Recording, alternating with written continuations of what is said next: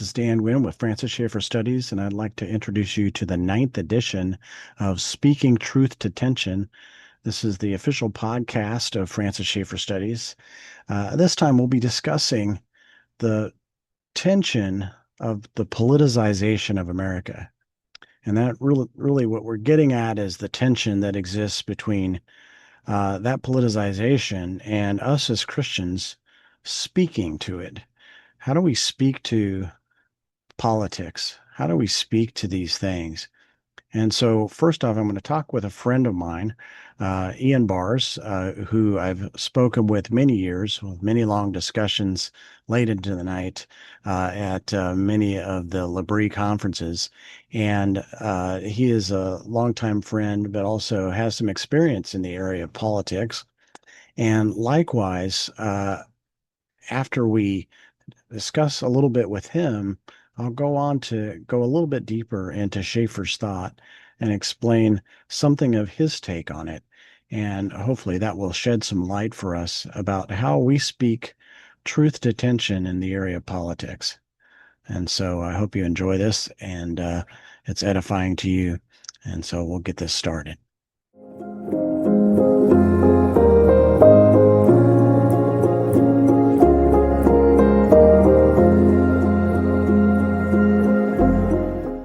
Well, welcome, Ian.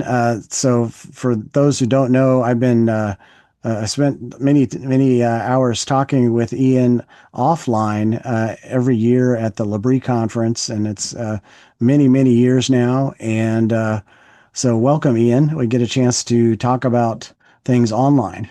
Well, absolutely. Thank you for inviting me. Yeah, the most interesting thing I think with this one, though, is it's the toughest subject. We will be talking about politics, something that you have a little bit of background in. You want to tell me something about that? I mean, a background as in I've been interested in politics, honestly, since my teenage years. I studied history. That's my academic background, insofar as I have one.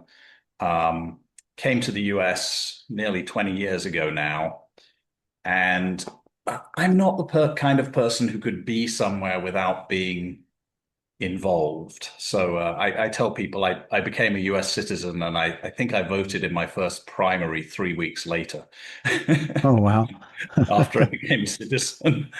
Um, and 2 years later, I was a Republican delegate. And I then so I've been involved in state politics up to the state level. I was a Republican delegate to state convention several times, and actually ran for state office once. That was interesting. So that's been my I've been involved in politics at the local level, local and state level a little bit. I've also been just as someone who's moved from the UK to the United States and has a very wide or a very diverse circle of friends, let's put it that way, just partly deliberately and partly simply because I grew up in one culture and moved to another. I've spent a lot of time trying to communicate across political and cultural divides, let's put it that way. Trying to explain conservatives to progressives and progressives to conservatives and Europeans to Americans and Americans to Europeans. Unfortunately, it feels like many of those things have been getting more and more difficult. Yeah, I mean, we're in a very tough place, obviously, where one of the big things that I've noticed is that some of our um, basic understandings of ethics and law and even the various issues that sometimes would be either apolitical or non-political have merged with politic. And so therefore, if you raise up any subject, it's almost impossible not to get into some level of politics. It's very difficult in that respect.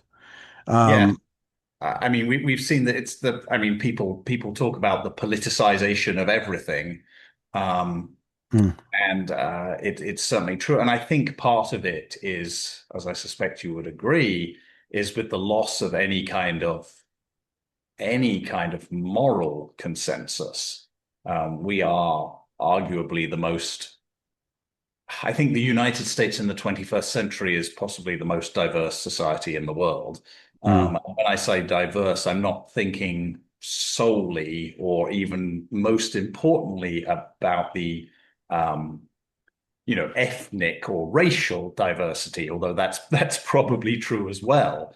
But I think religious and moral diversity is far more of a challenge for a society, because we simply don't have, we have very little common ground anymore. And that's an incredibly hard place to be as a society. It is very hard to live in a society where people you live and work with look at your deepest moral beliefs and don't merely think that's a bit strange, or I disagree with that. We're on the same page basically, but I disagree with you on this issue. They look at everything you hold dear and find it abominable, and vice versa. And that's an incredible tension. And I think a lot of what drives the politicization of American society is that people find it very hard to live in that tension of um, not living in the same moral world as the people around them. mm. Well, yeah, then that brings us to a slide that I wanted you to take a look at. And I wanted to see if you would kind of give us some insights or your insights on some of the historical aspects of this. And are you seeing that? Yes. Okay. Uh, if you would kind of share your insights on what you're seeing here, and you know, you can pick on it too, because obviously I made this, but the inaccuracies and accuracies that it may be conveying. Well, I appreciate that you labeled that you have left and right wing, but you also labeled the axes liberalism and conservatism, because I think what we are really seeing, what is more important than the shift, in one sense, from left to right, certainly as left to what right was defined, say, for most of the 20th century, is the ideological shift towards a more modernist and even really postmodern view of the world and the universe. Mm, We're seeing even what calls itself conservatism often uh, operating in a very postmodern way, in the way it uses language, in its approach to the relationship between politics and morality. Um, Yeah, and People much more intelligent than me have talked about, you know, in Schaeffer's time, and Schaeffer has been accused of being, uh, one of the founding fathers of the quote Christian right in America, mm, which has long been considered sort of a power in American politics. But as I can't remember who said this, but I remember reading this a year or two ago, and I thought it was rather frightening. And it was someone addressing, as it were, a secular audience. And it said, "You think the Christian right was scary? Wait till you meet the post-Christian right." oh. Yeah, And I am I think, concerned with that. I'm concerned with that in particular, I think, because of some of the tendency to identify and misidentify. And I question whether true conservatism is uh, not on the margins of things, as far as being pushed out completely within another generation or so. I mean, I think unfortunately, while while a lot of people um, talk about the radicalization of ideologies in America, we are seeing that, but at the same time, we're actually seeing people becoming more and more ruthlessly utilitarian in their politics. Hmm. On both sides, we're seeing uh, parties willing to abandon things they've claimed to believe for a very long time if they think that's what they need to do to win. At a level, I think that is, I mean, there's always been some of that, but I Yeah. it's at an unprecedented level. And I think, unfortunately, a lot of it is we are a culture right now that is dominated by fear and anger. Unfortunately, within the church, almost as much as outside sometimes. And Yeah, and I see that happening a lot, I think, with both the parties pushing in that direction, sometimes ruthlessly so.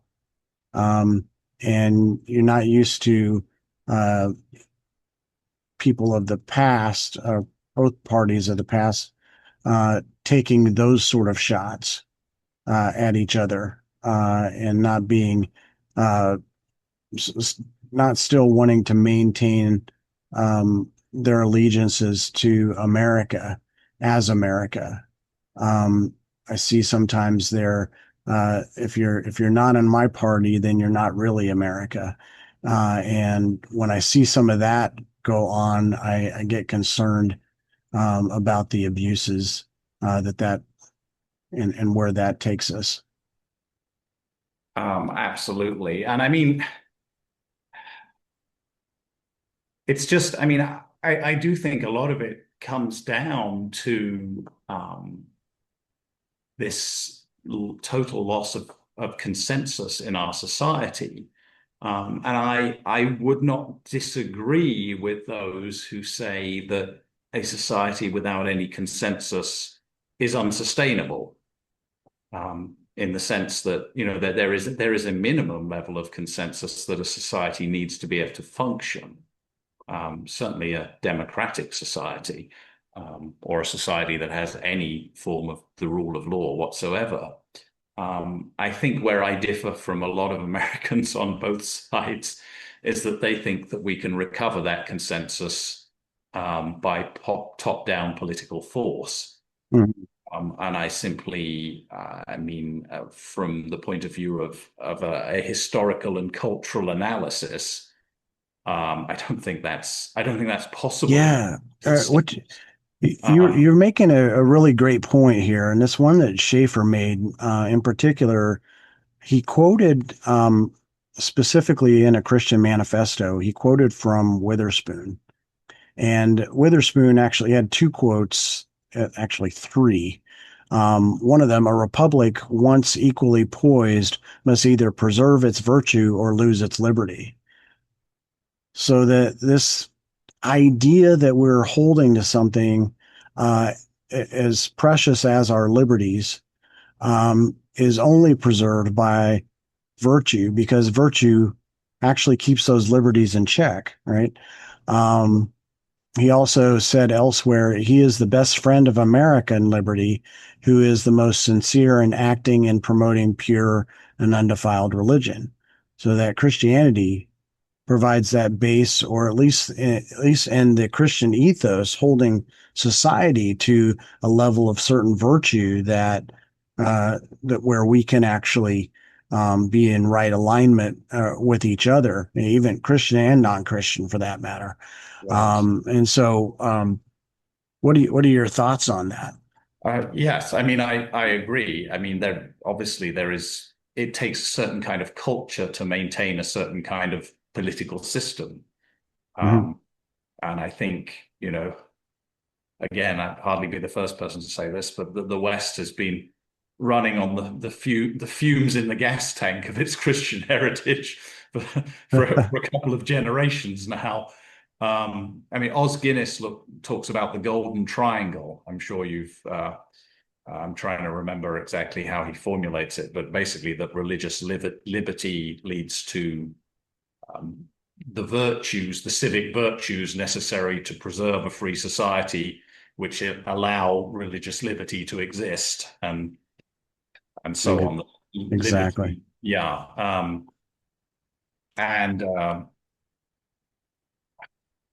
yeah. So I mean, I think Schaeffer saw this, and others saw this 50 years ago, basically, that if we completely lost the Christian consensus underpinning our society, then we would find it increasingly hard to have a society with freedom and the rule of law.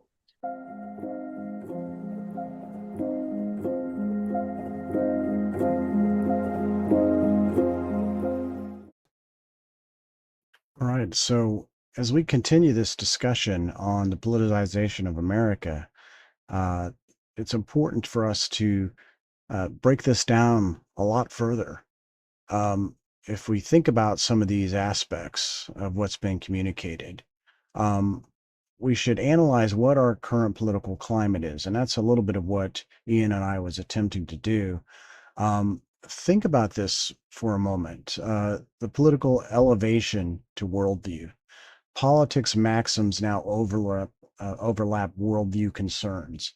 Many major ethical issues now qualify as political, so it's almost impossible for us to talk about a lot of moral issues without it inevitably being tied to politic, and then all of the characterizations associated with that. There's become this logical decline in discourse in general. Character assassination, ad hominem attacks, guilt by association, hasty generalizations and classifications, cancel and blacklisting as misinformation. And so all these various things are uh, contributing factors that we have to deal with if we're going to be Christians and discuss politics in this world. The common continuum we're dealing with is what's normal characterized as left wing and right wing politics. But as we see, it's really a continuum. And this is from the Encyclopedia Britannica, but you can see that there's, normally these characterizations of right and left, but also liberal and conservative and moderate, and you have left or center, right or center, those sort of things. And so this can become more extreme, but it also is something for us to contemplate when we step back and begin to analyze just exactly what we're dealing with. Um, my personal take a lot of times when I'm looking at politics is that in a very real way, the political pendulum swings left and right, but each time it's getting lower and lower while the abuses and scandals flourish. And it's a sad state on the current affairs of politics. And as we talked about in that video, talked about with Ian, the political landscape has changed substantially. Both parties have shifted their emphasis to the left of their previous positions. You have what's normally considered conservatism shifted out into sort of a libertarian concept, or even pseudo conservatives, what sometimes is referred to as neoconservatism. And you have populism and nationalisms kind of characterizing those things. And so you have a shift. And so what we should realize, though, in those things too, that the left has shifted further left in many cases, and is also moved into those areas of globalism, collectivism, progressivism, areas of socialism and identity politics. And some of those things we should realize aren't necessarily, or weren't necessarily, typical of classic uh, Democrat Party or the classic conservative party when we talk about the other side. And really, what we have to begin to note there is that we've applied, uh, we have applied a continuums, and we need to know that people will be along the line of various continuums based off their own political position or moral positions inside of their party lines. And the party lines aren't always as distinct as we want to sometimes believe. I've ran into a lot of people online who are very much populist, but are very much libertarian in their thinking as opposed to conservative, who consider themselves right wing. I've ran into people that are extreme socialist and even sometimes even purely anti-American who consider themselves still left wing. Whereas I've also even ran into some conservative liberals who really are somewhat closer to the center, and so that's a little bit nuanced. And that continuum needs to be acknowledged when we're talking to people, because if we give hasty generalizations where we characterize what we think the sum of them are, we're generalizing them. And so it's important to deal with the person as an individual when we're talking to them. So, what was Schaeffer's view of politics, and how might that help us with our political discourse as Christians? Well, basically, Schaeffer says that the source of our freedom and form really is the Protestant Reformation, which is actually based on what the Bible taught. He says the Reformation, with its emphasis on the Bible and all that it teaches as being the revelation of God, provided a freedom in society and yet a form in society as well. Thus, there were freedoms in the Reformation countries, which, as the world had never known before, without those freedoms leading to chaos, because both laws and morals were surrounded by a consensus resting upon what the Bible taught. That situation is now finished, and we cannot understand society today for ourselves or our spiritual, physical children unless we understand in reality what has happened.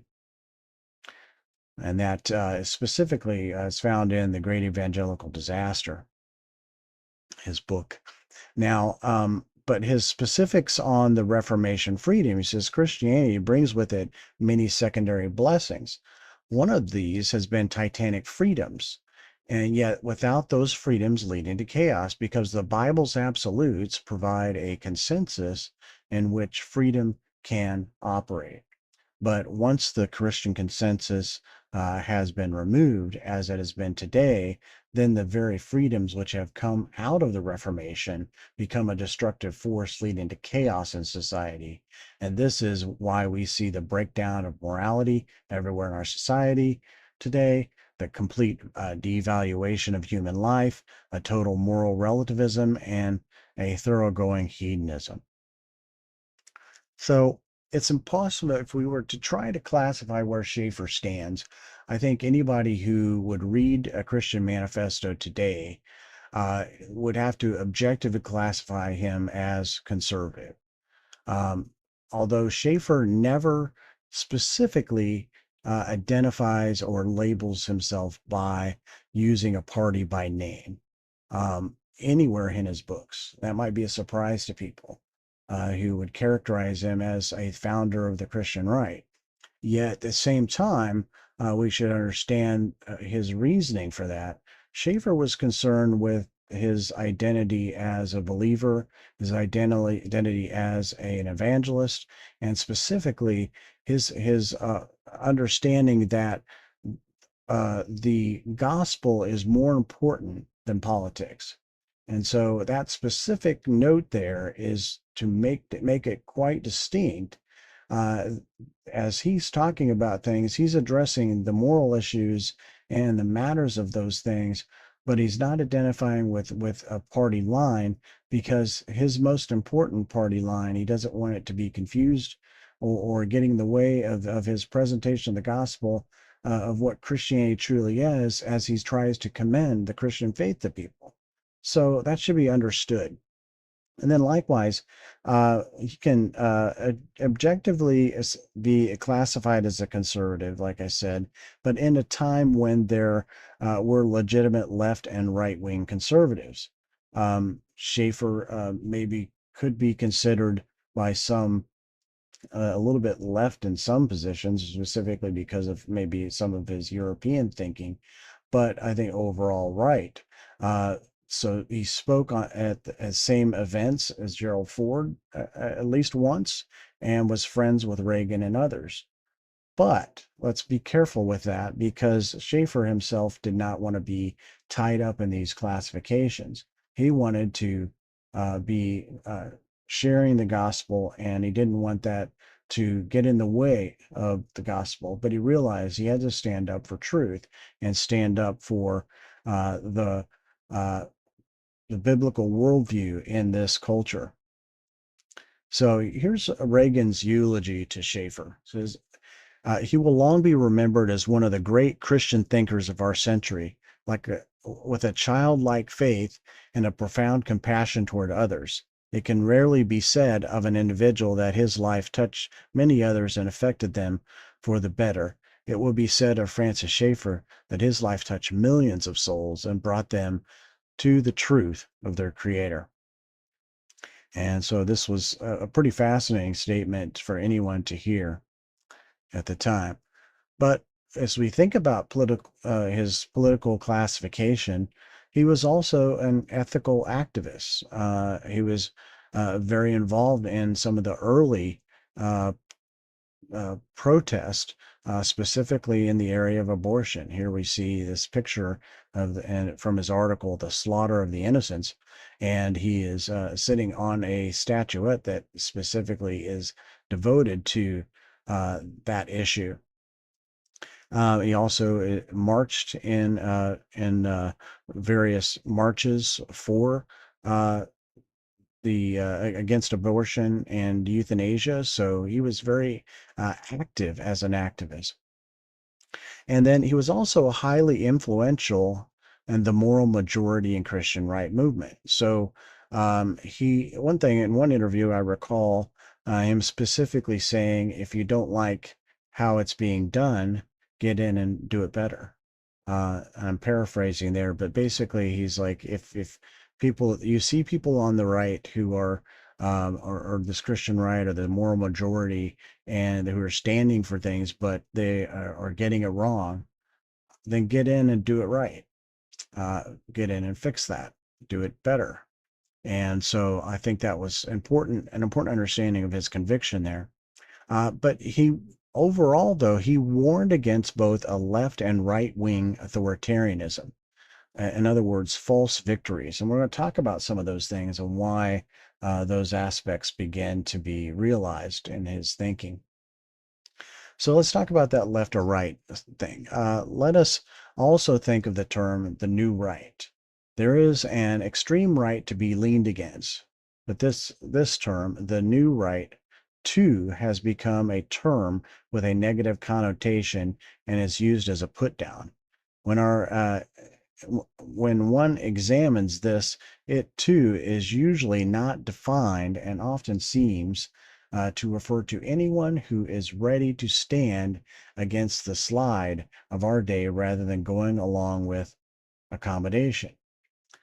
But note, if it is fair to talk of the new right and the religious right wing, then it must be equally fair to speak of the religious left wing concerning those within evangelicalism who have accommodated to the dominant form of the world spirit of our day.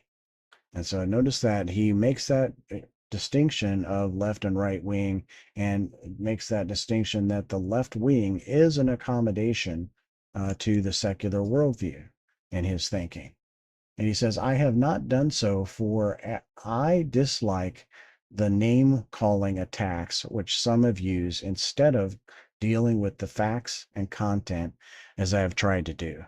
So Schaeffer was more intent on dealing with the particular points and issues, the names and the facts specifically the facts and contents, excuse me, and trying to make efforts and strides in influencing thinking there than he was specifically in identifying with certain party lines or certain uh, aspects. But he does recognize the distinction that is very often associated with those in that left wing.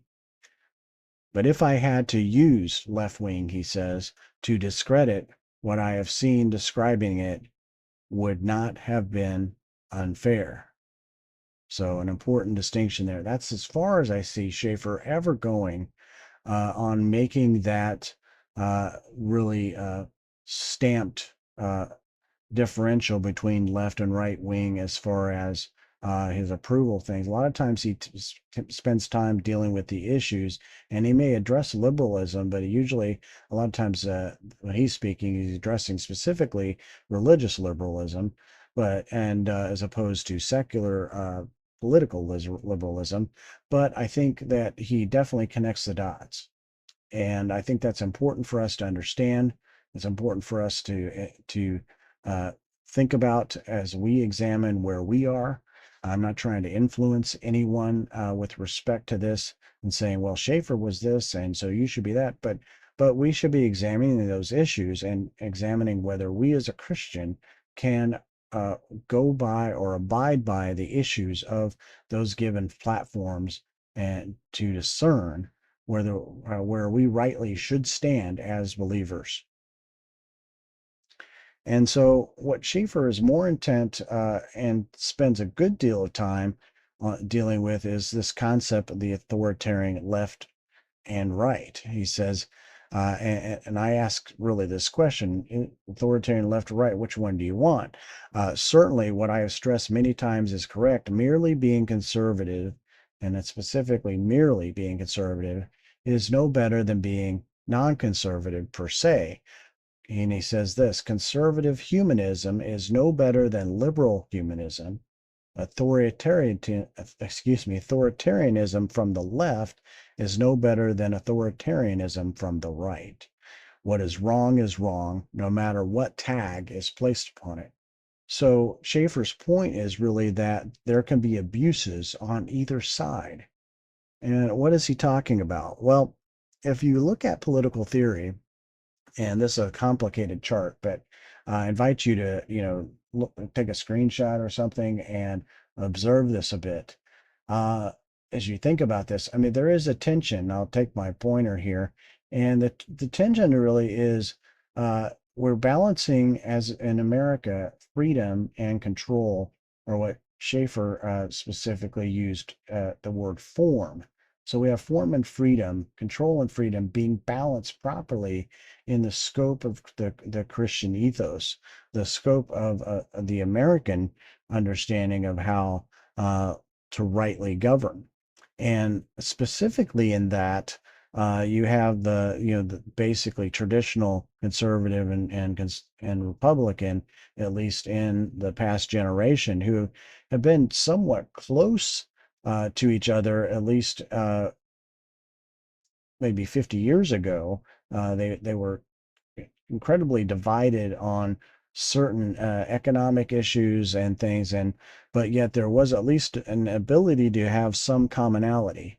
I think of Tip O'Neill coming and going to the hospital and praying with Ronald Reagan after he was shot. That tells you something that Tip O'Neill, the speaker, who was a Democrat of Democrats, could go and spend time and talk with his president and pray with him. That is something that we're very far away from right now.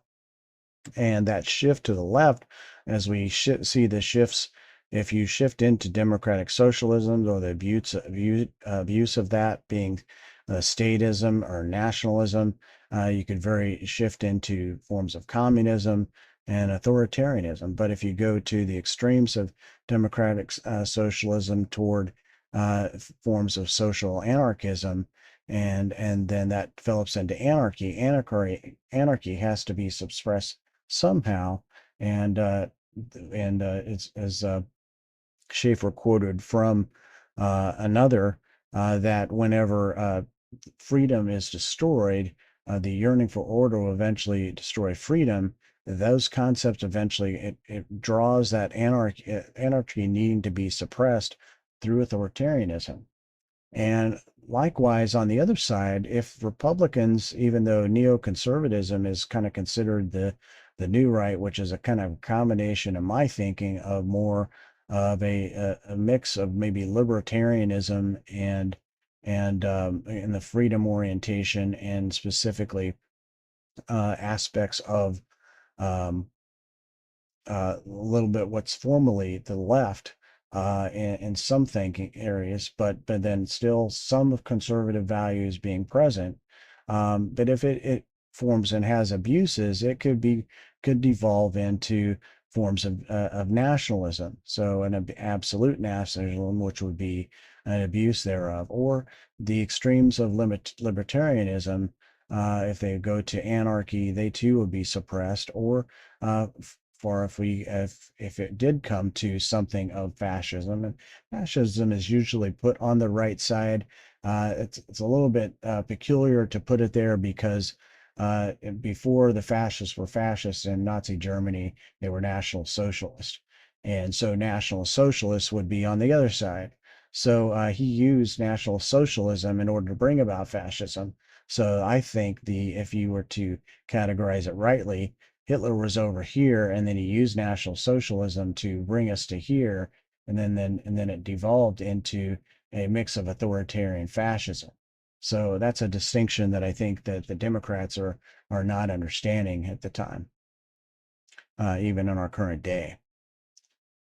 So as we analyze those things that Schaeffer's warning about, even though this isn't his chart, Schaeffer's warning about that both left and right wing positions can devolve into authoritarianism, and we must fight against those, because what we're seeking for is the proper balance of freedom and the proper balance of control, which includes justice and law, specifically, and he says form. And that form is our structure for society that's based off biblical absolutes. And those biblical absolutes are the things that we can speak and commend to people about the Christian position. Now, how should we speak on politics, or even can we speak? Well, Schaeffer's very specific here. He says those who have the responsibility as Christians, as they live under Scripture, must not only take the necessary legal and political stands, but must practice all the possible Christian alternatives simultaneously, with taking stands politically and legally. And whatever happened to the human race, we stress this in regard to abortion, infanticide, and euthanasia of the old, that Christians must not only speak and fight against these things, but they must show there are Christian alternatives. But it must not only be in regard to abortion, infanticide, and euthanasia, but that alternatives are practiced. They must be practiced in all areas. Okay, in conclusion, what can we learn from Dr. Schaeffer's example? First and foremost, hold fast to biblical truths that brought freedom in the Reformation countries that did not lead to chaos.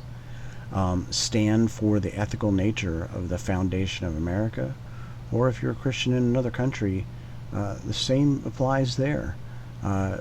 Look back to the Reformation legacy that brought about the freedoms that we now enjoy in most countries, and those freedoms that did not lead to chaos. And if you are aspiring to have freedoms in your country, look to how they were achieved through the Reformation.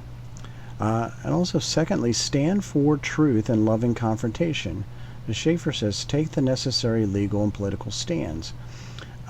What he is not telling us to take his example in the respect of not naming a political party, but if we do so, we would take the right stands, he would hope, and even in the midst of false labels that you're going to get identified with. And then also, three, be willing to actively protest evils and injustice. Be that far involved. Uh, Number four, remember our identity is first to Christ over party, and that relates to how we take those political stands, as we highlighted in step number two. We should hold fast to the Christian position over any party. The parties in America won't always get everything right. Many times we're voting for partial good, and unfortunately, what comes along with that party and its current stance, and the things that we might even disagree with base our Christian conviction. So we need to hold fast to our principles and be careful with that. Fifth, commend the gospel with Christian alternatives wherever possible. People will not see the benefit of the Christian faith if we do not share alternatives. And that is really Schaeffer's point. If we want to stand fast and stand firm, we can't just say no, no, no, and be the party or people of no. That gains us persecution. We have to also commend.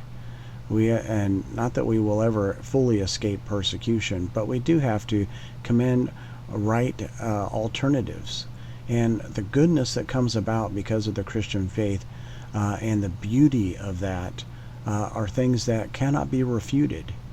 Who's going to turn back at us and say, I'm sorry, don't love me that much?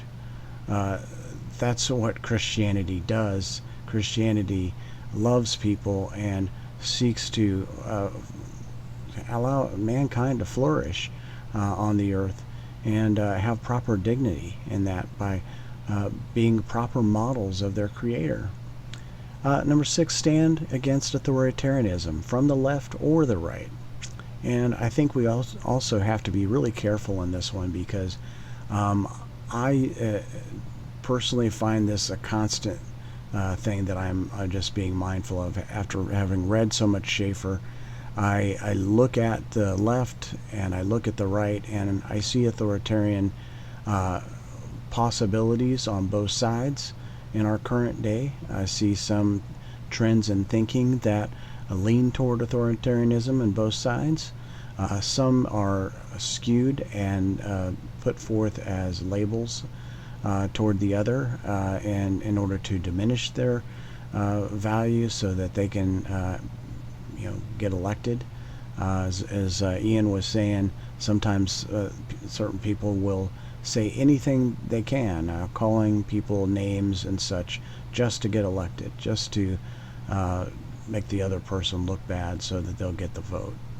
So avoid authoritarianism, but be mindful that there's also manipulation in that area of authoritarianism as well, where they're throwing out specific baits for you to follow to try to get you to lean against one party or another, just because they think that they can manipulate you. And finally and ultimately, and this is really the purpose of this channel, lovingly speak truth to tension. As I usually close with this, I'll do so now, but truth without love is ugly, and love without truth is compromise. So therefore, we should always lovingly speak truth to tension. And so I'm thankful for all of you for watching this episode of our podcast. I hope it's been edifying for you. And be mindful of these things as you seek to speak truth to tension in politics.